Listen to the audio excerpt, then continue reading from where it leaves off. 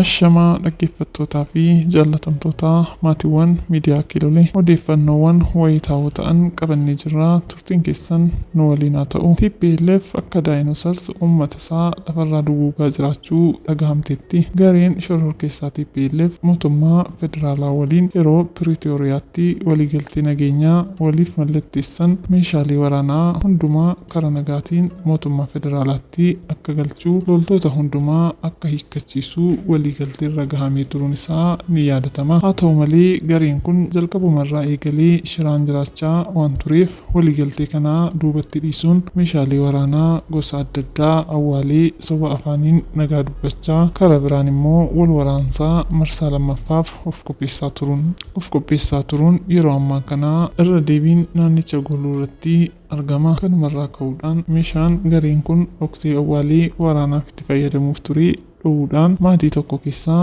obboleewwan 3 galaafachuun isaa dhagahamee jira. Dabalataan gareen TPLF uummata naannichaa irratti hiraara jabaa raawwachuun ergamtoota ishee kan ta'an shanii fi finxaaleeyyii faannootti fayyadamaa jiraachuu odeeffannee jirra. Marii dhoksaa gaggeessaa jiraachuun TPLF icciitiin keessoo isaanitti miliqee bahee saaxilee jira. Mariin kunis uummatni naannoo Raayyaa, Allamaaxaa, Kooram fi Carcar nuti nagaa barbaannaa waraanan feenu jechuun hiriira ba'uun balaaleffachuu hordofee naasuu jabaaf isaan saaxilee jira. Egaa jaallatamtootaa fi kabajamtoota keenyaa qophii qabannee asumarraan gulumnaa yeroo gaarii qabaadhaa. Galatoomaa.